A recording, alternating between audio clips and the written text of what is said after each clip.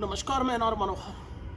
मेरा कार्यक्रम खास मुलाकात में आज मेरी बात हो रही है महावीर प्रसाद कुमावत गौरिया जी से। आपकी भूमिका की बात करें तो दातारामगढ़ की राजनीति में आपका विशेष स्थान है। साथ ही अपने क्षेत्र गौरिया में रेलवे स्टेशन के संघर्ष में आपकी भूमिका को यहाँ का क्षेत्र हमेशा याद रखता है।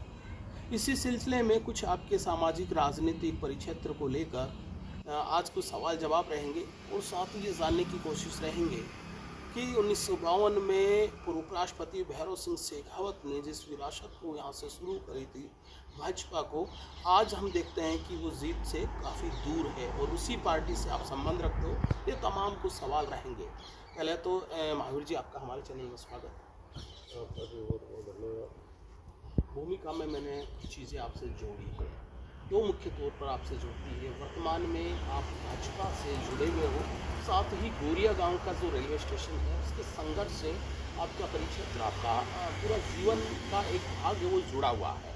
मैं सवाल यहाँ से लेता हूँ कि 1952 में भैरव सिंह शेखावत ने अपना पहला चुनाव दातारामगढ़ से, उसके बाद में भाजपा के गठन के बाद में आज तक आपने भी कई बार प्रयास किया, पार्टी ने भी किया, लेकिन दूरी रही, जीत नहीं पाए। इसके मोटा रीज़न क्या आप ढूंढ पाए? क्या लग रहा है? दातारामगढ़ में जाटों की बहुतायत में वोटरों की संख्या, उसी वजह से कांग्रेस यहाँ से जीतती है। दूसरी कास्ट है कुमाऊत। तो कुमाऊत को बीजेपी टिकट 2 बार दी है। स्थानीय व्यक्ति होता है तो स्थानीय व्यक्ति का प्रभाव ज़्यादा रहता, और जीतने की बात जहाँ तक आती है तो कुमाऊत यहाँ से लोकल व्यक्ति जीत सकता है।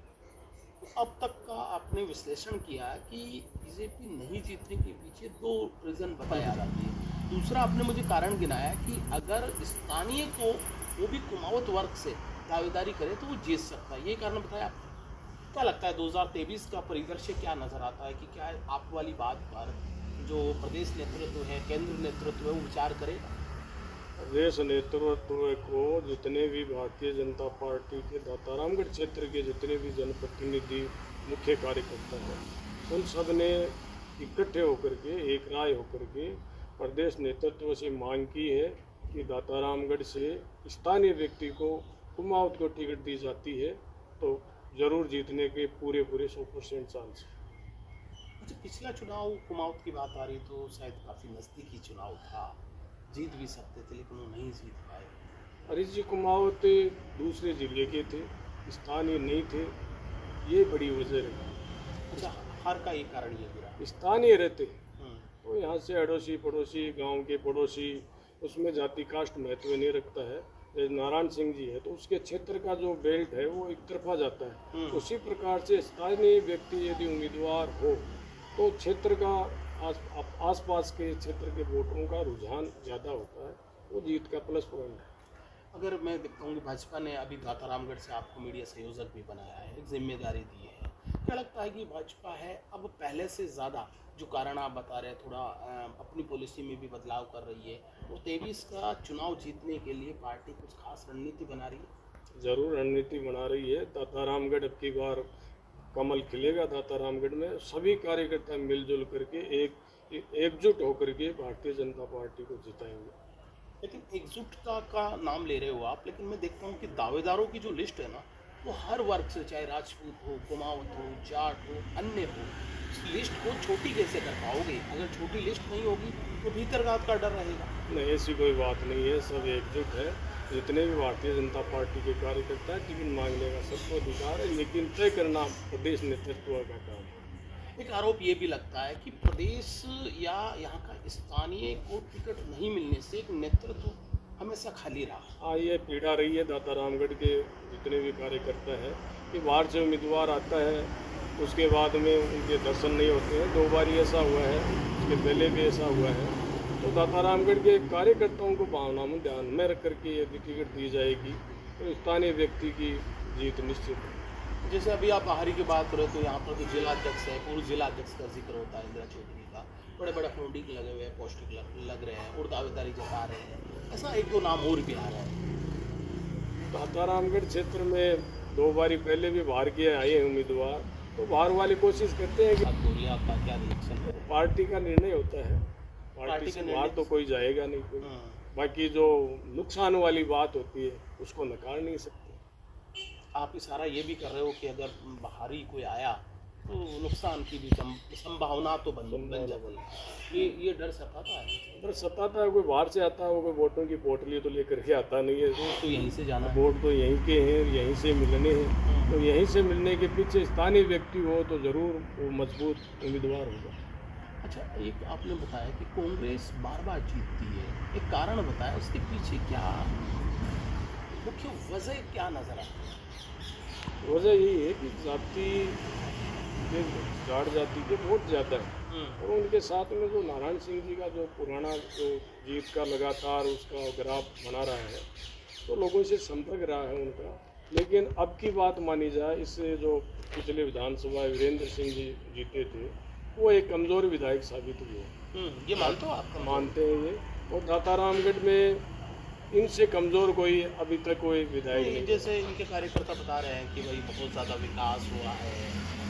विकास नाम की बात की जाए तो राजस्थान सरकार के द्वारा कोई एक ऐसी योजना जिसका नाम हो, इस योजना के तहत कोई ग्राम पंचायतों में दातारामगढ़ क्षेत्र में विकास का कोई एक काम हुआ हो।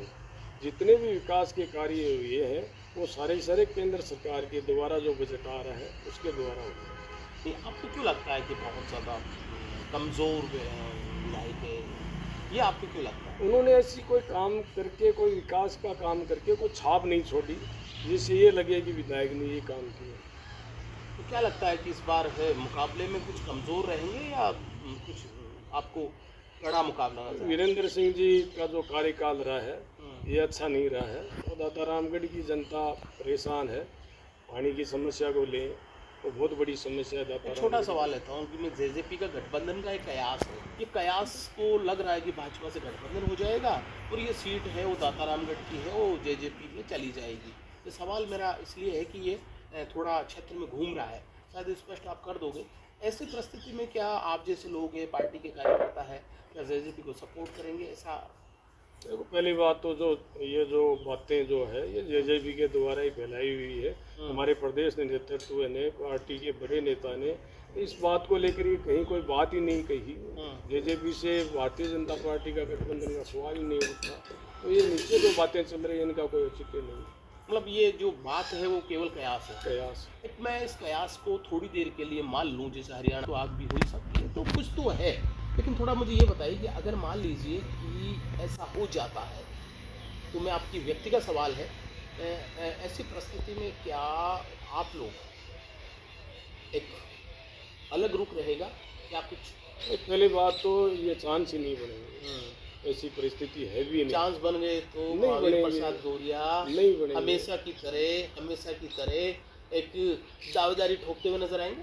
नहीं, दावेदारी तो ठोकते आए हैं, इसमें तो क्या कहने की क्या जरूरत। तो मैं तो ये समझूं कि अगर बात नहीं मानी गई, हाँ पार्टी सिंबल पर तो बगावत नहीं, लेकिन वहाँ हो जाए तो कुछ गड़बड़ हो सकती है। सब कार्यकर्ताओं से मिलकर के निर्णय होगा। नहीं, आपका अभी मैं आपका वो पढ़ रहा था आपके बारे में, तो मैं देख रहा हूँ कि हर चुनाव में आपने अपनी उपस्थिति दर्ज करा दी थी। भाई देखो, या तो हमारी बात मानो, नहीं तो हम भी आपके सामने हैं। देखो, लोकतंत्र है, इसमें सबको अधिकार है जनता के बीच में जाने का, तो चुनने का अधिकार जनता को है। ये राजनीतिक चस्का जिसे कहते हैं, ये राजनीति इच्छा शक्ति पहली बार कहाँ से आई? मैंने 1995 में भारतीय जनता पार्टी से ये 33 नंबर जो जिला परिषद का वार्ड है रानोली, रेवासा सांगरवास रामपुरा, इससे चुनाव लड़ा था जिला परिषद का भाजपा के सिंबल पर। उस समय बीजेपी गांव में नहीं थी, शहरों की पार्टी बोलते थे। तो 1995 में पहला पंचायत राज चुनाव हुआ था, पंचायत राज व्यवस्था कायम की थी, तो तब मैंने जिला परिषद का चुनाव लड़ा था, उसी से शुरू हुआ मेरा चुनाव। आपका बेटा भी छात्र संघ अध्यक्ष बना है, तो लगता है कि आपको परिवार के बड़ा बेटा है वो देवेश कुमार, वो छात्र संघ का अध्यक्ष रहा है माधव जी कॉलेज रानोली से। तो एक परिवार में जैसा राजनीति में रुख होता है, तो बैठूंगा भी, इसमें योगदान है। आपने सबको राजनीति सिखा दी। सब सीखते हैं। अच्छा, एक मैं जब यहाँ के लोकल लोगों से आपके बारे में पूछ रहा था, जान रहा था, एक बात निकल के सामने आ रही है। 1916 में, ये जो 2016 में आपका एक आंदोलन है, जो यहाँ का रेलवे स्टेशन था, गोरिया रेलवे स्टेशन, जो 20 श्रेणी का था, बाद में उसे हटा दिया गया है। घाट स्टेशन। हाँ, तो ये पूरा थोड़ा प्रकरण क्या था, थोड़ा शॉर्ट में बताइए। ये विख्यात जीण माता जी का मंदिर है, उसका प्रमुख रेलवे स्टेशन गोरिया है। और आज़ादी के पहले से, अंग्रेजों के समय से ही ये गोरिया रेलवे स्टेशन 20 श्रेणी का स्टेशन था। 2011 में कांग्रेस सरकार ने ब्रॉडगेज योजना के तहत गोरिया रेलवे स्टेशन को ख़त्म करके हाल्ट स्टेशन बना दिया। एक एजेंट बैठाने की व्यवस्था कर दी जी, 150 किलोमीटर की टिकट एजेंट काटता जी। उसके बाद में ये स्टेशन ख़त्म होने के बाद में आसपास के जनता है, छात्र है, स्कूल कॉलेज पढ़ने जाने वाले बच्चे हैं, उन सब के लिए बहुत बड़ी समस्या हो गई। तो उस समय इस जीण माता के स्टेशन को लेकर के आसपास के जनप्रतिनिधि है, प्रधान है, सरपंच है, एमएलए है, किसी भी जनप्रतिनिधि ने गोरिया रेलवे स्टेशन को लेकर के आवाज़ नहीं उठाई कि रेलवे स्टेशन 20 श्रेणी का कायम होना चाहिए। और मेरे को जीण माता जी ने जैसे कोई सपने में आकर के दर्शाव दिए, ऐसा लगा कि भाई स्टेशन के लिए कुछ करना चाहिए। तो मेरे जीण माता जी का जो स्टेशन बना हुआ है, तो जीण माता जी की अखंड जोत लेकर के, जीण माता जी से जोत लेकर के दिल्ली पैदल गए हम, 21 लोगों का प्रतिनिधि मंडल, और 11 दिन पैदल चल करके गए। 11 दिन पैदल आप दिल्ली गए? पैदल गए। सर्दियों का समय था, कड़ाके की सर्दी थी। वहाँ पे 300 मिले। वहाँ सांसद महोदय के पास में जाकर के रेल मंत्री सीकर सांसद सुमेधानंद जी, उनके निवास पर रुके। सुमेधानंद जी से पहले बातचीत हुई थी।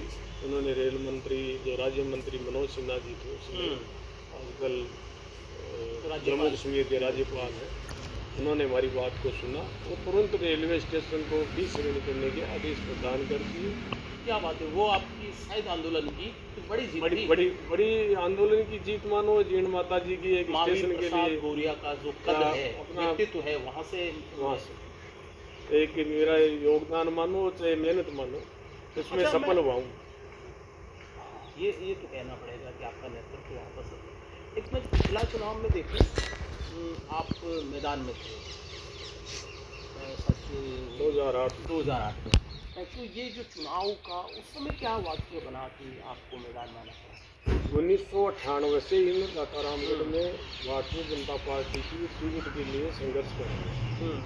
1998 में मैंने कुमाऊं समाज को गोरिया में इकट्ठा किया था और कुमाऊं समाज इकट्ठा होकर के मेरे को निर्दलीय उम्मीदवार का फॉर्म भरवाया, एकजुट होकर के कुमाऊं तो फिर शिवनाथ सिंह जी दातारामगढ़ से बीजेपी के टिकट लेकर के आ गए और उन्होंने मेरे घर पर 4-5 दिन तक पड़ाव डाल के रखा। अच्छा, वो आपको मनाने आ गए? हाँ, कि मैं कुमाऊं के भरोसे तो बीजेपी की टिकट लेकर के आया हूँ और कुमाऊं सारे आपके साथ में। अब मैं वोट मांगने के लिए किसके पास जाऊँ? तो बैठ करके कोई ऐसी बात हुई कि भाई अब की बारी शिवनाथ सिंह जी का बीजेपी का समर्थन किया जाता है। तो शिवनाथ सिंह जी ने वादा किया था कि 2003 में मैं महावीर कुमाऊं को बीजेपी की टिकट दिलाऊंगा और समझौता हुआ और समझौता भी जयपुर जाकर के हुआ। हमारे विधायक रहे फुलेरा से नवरत्न जी राजू, उनके निवास पर हुआ और मेरा फार्म समर्थन में उठाया गया और भैरू सिंह शिवनाथ सिंह जी को पूरा समर्थन दिया। अब वोट जितने भी है वो जनता का काम था, लेकिन कुमाऊं समाज का एक उम्मीदवार खड़ा किया हुआ और एक शिवनाथ सिंह जी बीजेपी को समर्थन करने का जो काम था वो हमने किया।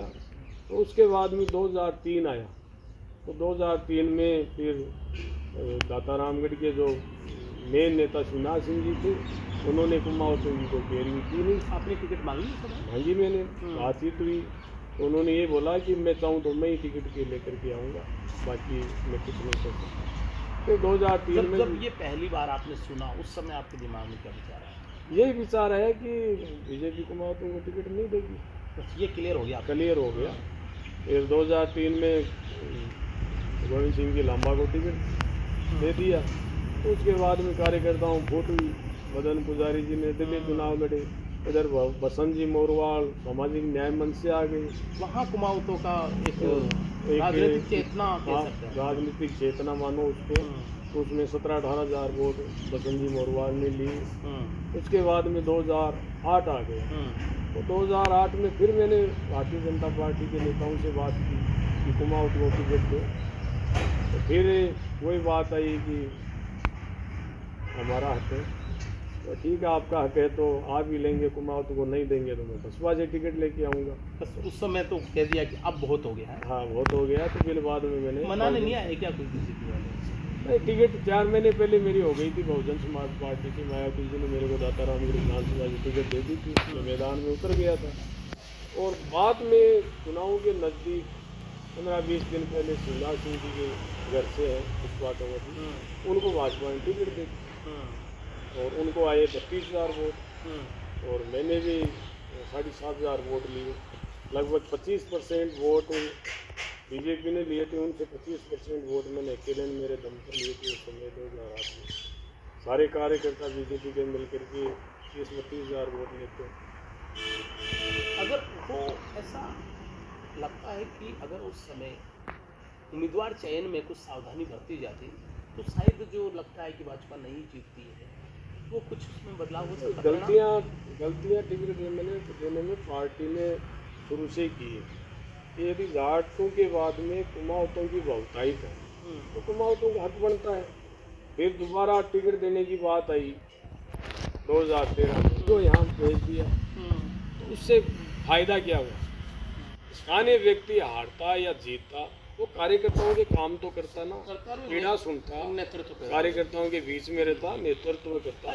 जाते जाते एक दो सवाल और लूँगा मैं। 2023 के विधानसभा की एक से 2-4 सवाल लेता हूँ। मैं देखता हूँ कि महावीर प्रसाद गौरिया या कुमाऊँ खुद भी दावेदार की लिस्ट में मुझे नज़र आते हैं। कई बार मैंने बात भी करी आपसे। क्या लगता है कि 2-4 ये दावेदारों की लिस्ट में आपका नज़रिया मैं जानूँ तो भाजपा कैसे जीत सकती है? किसे दावेदार बनाए कि भाजपा जीत जाए आपके हिसाब से? देखो दातारामगढ़ में कुमाऊँ को टिकट दी जाती है, जो क्षेत्र का जाना पहचाना व्यक्ति हो, सामाजिक स्तर पर भी काम किया हो, राजनीतिक हिसाब से भी चर्चित हो, पूरी विधानसभा का उसको ज्ञान हो, राजनीतिक चुनाव लड़ने का अनुभव हो, संगठनों में काम किया हुआ व्यक्ति हो,